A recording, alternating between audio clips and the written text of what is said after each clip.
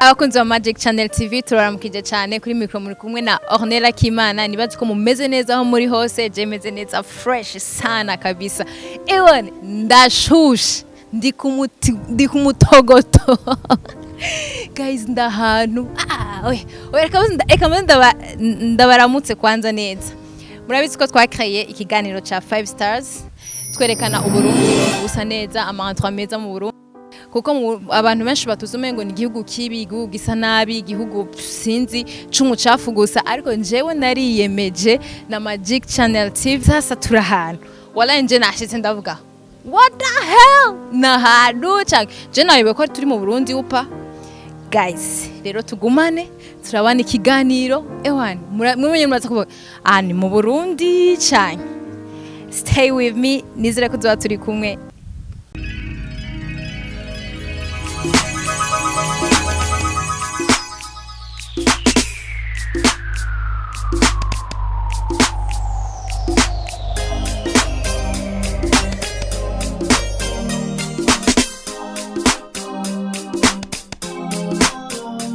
Ladies and gentlemen, nkuko mubibona rero ahantu murabona ko ari heza, hasa neza, haratovye. Guys vraiment uzovuga ko ari habi azoba ari umwana mubi.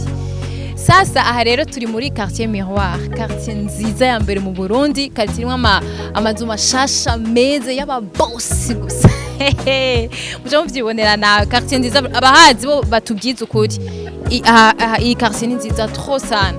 Sasa rero aha turi muri SEE Burundi Village, irimwo amazu 28 agafaransa gazoto bashira ku ruhande kwanza.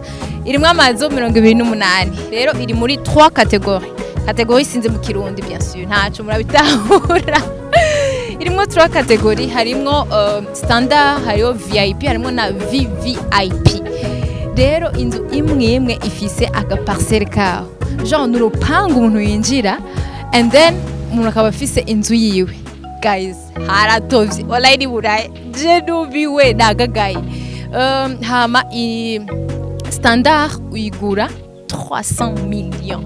Guys ako vraiment uravye ukuntu meze, ukuntu itese n'ubuhomvye, amwe kenyene kuri abo bana n'abandi yetu ngira ngo niyo mpamvu izimbutse, ariko sino kuri 300 millions n'ubuhomvye nta na gato.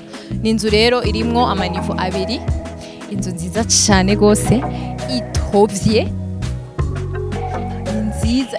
Jaba publicité y'abarundi zo yagira uko ni wacu nzizo mu ndabivuga rero ngo bavuga ati urukuragira ama publicité nzoza ndazigira fuko mzo murabona ibepreme ibintu vyiza abantu twishize mu mengo ewani kugira kugirire agutape nuko bayaguhemvye nibiri nécessaire. Nimba wiyemeje ikintu uragikora. Guys l'endroit est magnifique. Guys ni heza haratovye. Oh my god. Ako nibaswa nawe mubibona. Muko murabibona vraiment.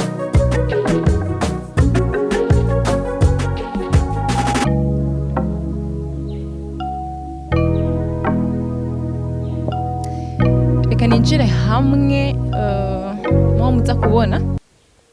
Bon, haracari chantier. Kuko murabona ko twambaye n'amantuze y'amashantier, amajire yo muri chantier. Nitwerekana indani kubera ko nta bintu byatari bihari, ariko muraza kuhabona hanze tu. Rero ni muri B9. Rero guys uyifata yose, apana bindi byo kwivugisha ndafata hejuru gusa. Abantu turazinanye uzomba ngo ndafata hejuru ngo honyene hama ngo nawe urondera umuntu aba hasi. Sinabihari nduza aba boss gusa ufata wose atawushoboye. Reka nkomeze ndabereka n'ahandi. Aha rero turi muri standard, niyo nababye ko ari 300 millions yawe ntiwidoga vraiment ntiwidoga. Reka tuje naho muri VIP.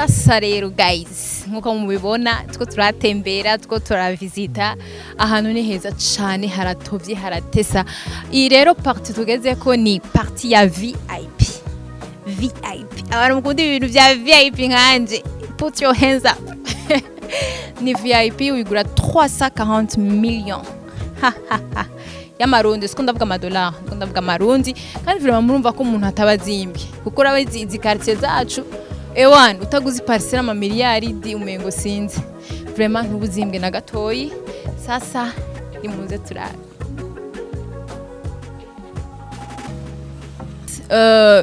harabona ko ari ubaza ati itandukaniro none riri hehe kandi iyi byitwa ko ari VIP ifise niveau imwe ariko nukubera ko superficie yayo ni nini genre ni hani rupangu ni runini par rapport yaziga zindi that's why bayita VIP kandi yubatse neza imwe ivyumba byinshi gusumba meme iriya za standard twagiye kuraba rero ndabivuga ko menshi cyane ibintu muravyibonera frère none siga mata ibintu byamaze kuba mata frère hamubiyoni vraiment rero ngire ndabatwara ahantu hitwa VIP guys Buric uyu musi ni jera mwebwe wallahi tujye tuzoshwana n'umuntu tutangura kutaravuga mu Burundi ni habi hasa nabi naho uburofa guys ahantu hambere aryosha kujya mahera ni mu Burundi je muzondondere ndabereka ama parti rero sasa meza aba diaspora bacu ni mu mpamagare je ndabemeze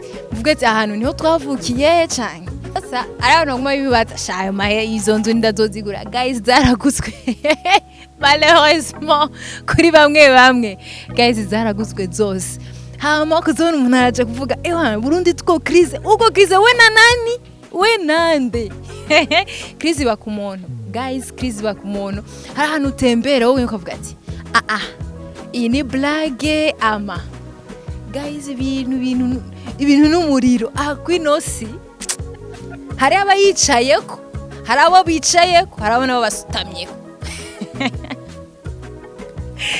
rero mugumane nanje ngume ndabereka ibintu byiza kandi n'abantu bataragira subscribe guys nje turabifa frère we niyeti bibaye ibintu byiza ngibi frère mutaitwa wapi muri Magic Channel TV nta nahandi muzoyikura so matubereka ibintu byiza bya mbere ewan bitesa rero ni munkurikire tugende muri VIP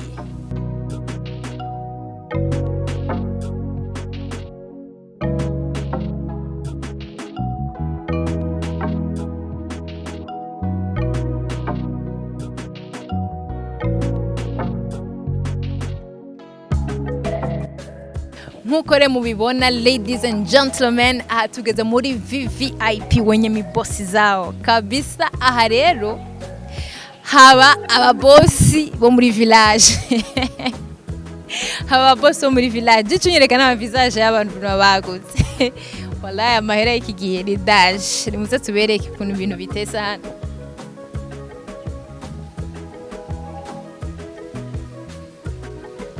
ewan guys the place is amazing hariho piscine hariho hotel ya basketball genre kandi piscine ntiri hose iri muri VIP gusa qui veut dire que ushaka urayisaba bakayigushirira kwayo mahera nyene canke udashatse ntibayigushirireko donc bivana na wewe nk'ucanke ufise nk'umwana akunda ama piscine etu cubisaba hari abandi bantu badakunda ama piscine ucuvyihoza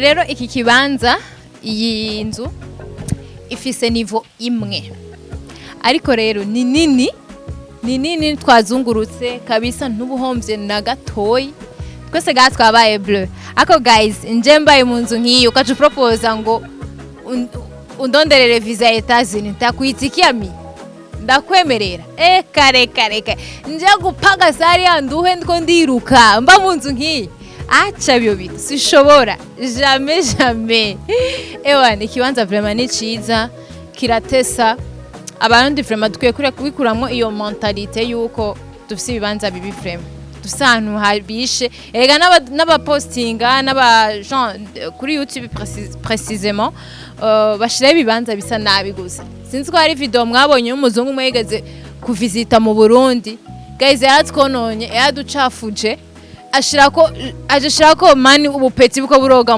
mu Nyabageni jaye narababaye sara ndabwo no nkuro uwo muma ufata ubaboko mana ntaco no mugira anyways gusa vraiment dufise ibanza vyiza hasa neza ibintu biratagase ibintu bimeze neza cyane ukaba ufise utwo dufaranga ntiwitinye mana barayiguze diaspora bacu vraiment aho muri hose aho muri bose nimuzosubire vraiment gutinya ko investisa amahera yanyu mu Burundi edayo hari abantu batinya bakavuga ati mu Burundi ntibikunda mu Burundi ni igihugu nyene uvuga ati ewane kirakenye sinoronka umuntu anshorera sinoronka umuntu afata inzu yanje tu vois umuntu yagize hahantu umuntu yavuye hehe aravuga ati reka ndabigire no n'umurundi kandi ikimenya yuko yaronse n'aba client zose ziramaze kuba occupé guys uko numva ivyo bifaranga ukuntu bingana pourtant yaronse abantu bashaka kuzoccupa rero ukabura umunyamahanga vraiment uri umurundi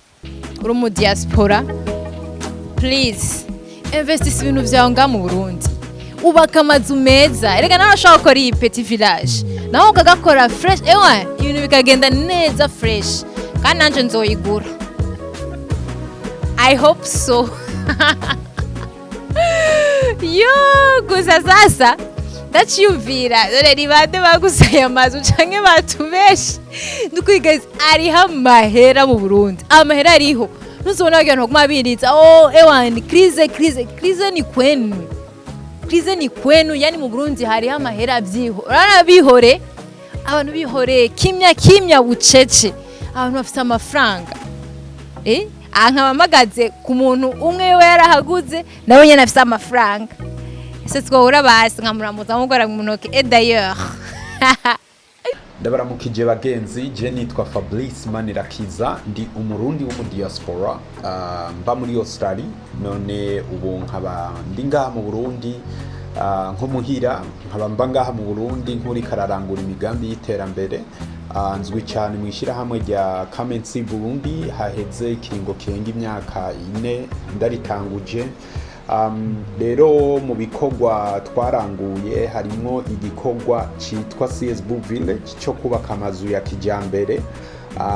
ikigwati kiri mu novuga ati kivugwa mu izina bita gated community aribwo bwa mbere cyubatswe ngaha mu Burundi amazu arimwo akaba ari 28 yose akaba agizwe n'uruzitiro rumwe bikaba byari bimenyerewe hanze mugabo no ngaha mu Burundi tukaba twabitanguje kandi bikaba biriko biratera imbere cyane ni amazu ari mu bwoko butatu turafise ama VVIP turafise ama VIP turafise n'ama standard ni umugambi waje hageze cyane ku ba diaspora kuko nihereye ko twarahura n'ibibazo byo kurungika amafaranga tugasanga ibyo twatumye ko batugirira habe mu nyubako mu project babidukoreye nabi batwivye batugize iki bikaba ngombwa rero ko tuca twicwa n'intuntu rero narahagurutse nza nkuje kwikiza mugabo no gukiza abandi none umugambi ukaba wateye imbere cyane kuko mu kiringo cy'ukwezi kumwe dutangwe kuvuga ayo mazu ataranubakwa akiri ku bicapo yose yaraguzwe yose yarafashwe ibice birenga 90 kujana byarabarundi baba diaspora bari hanze uca wumva ko ari umugambi wazananya gakura ni umugambi novuga ati twagiye turitura banke ya BHB ikiri fondora bita iratwumvira tuca iremera ko izoziraha amadeni abakiriya tuzanye none kandi mu byo twavuganye na banke nuko twace tworohereza abakiriya ko bariho ibice 10 kujana hanyuma yandi bakayariha kugeza ku kiringo c'imyaka 15 so ni offer bita mortgage loan system ni byari bimenyerewe hanze mugabo no mu Burundi ubu byamenyerewe rero n'umugambi wazanye impact niniya cyane ku iterambere ry'igihugu. Umugambi watumye aba diaspora bari hanze barungika amafaranga, ugasanga barungitse amafaranga y'agaciro, cya kibazo igihugu kihura nacyo cyo kubura amahera y'agaciro tukakikemura bukebuke uko dushoboye. Ni umugambi wazanye infrastructure, kwa kundi wasanga hari ahantu imvura igahitana amazu, urumva ko turiko turarubaka mu kijambere, ngira muravyibonera muri iyi sanamu. Na cya kibazo novuga ati cyo kuronsa akazi abene gihugu, kuko n'umugambi ku munsi twatanga akazi ku bantu barenga 500. Rero numva ko ari iterambere ridasanzwe. Rero ubu nuko twokwita pilot project cyangwa twokwita akantu kanzirigiya ku migambi dushaka gushirangura. Urumva dushaka kubaka igihugu cyose, twibere mu iterambere, twibere natwe ahantu heza. Rero icyo nomenyesha ni cyuko kuko twiyemeje kuja muri iryo terambere, turafasha abantu baba bifitiye ibibanza kububakira ahariho hose, habe no mu ntara zose z'igihugu, n'abadafise amafaranga tukabafasha kubajyana mu mabanki yo ngaha dusanzwe dukorana kugira abarose ingurane. Ikindi naco ni cyuko turafise imigambi rero turema nk'iyi nyene nk'uwa SEE Burundu Village, hanyuma ukaza uguramwo inzu tukaguha ideni, hanyuma tukaguha urufunguruzo. Rero ndabaha ikaze muze mwirabira ibyiza, Imana ibahezagire cyane. Guys, sinzi ko mwana abonye yuko hariho ni kaburimbo, akaduga kawemba karakuzimvye, nigaca mu ivumbi, nikaza guca mu mabuye, gaca mu ikaburimbo nyene. Ikaburimbo rirahari ku bwawe. Let's go. So guys, mwakoze kudukurikirana, muzokwame mutwitwararika nkuko mubikora, natwe twaryohewe. Visit yacu yagenze neza cyane gose. I hope yuko nawe ahuri hose vraiment umeze neza. Jewe j'insiste, ndakunda abantu bacu baguma bameze neza, ibibazo ntibibura, ariko I hope yuko mugerageza fighting mu buzima, niko bimeze. Rero mwakoze cyane gose kudukurikirana. Nibaze ko muza kumara video, mubandanye kwera mutwitwararika, natwe turabitwararika kuko tuguma tubereka ibintu vyiza. Wallahi tugiye kuba zungurisha Burundi bwose, wowe wicariye mu nzu yawe, ku ntebe yawe, kuri telefone gusa. Murakoze rero, ijoro ryiza ku bantu bayiravye mu ijoro, hama umunsi mwiza ku bantu bayiravye ku mutaga. Bizu, ciao.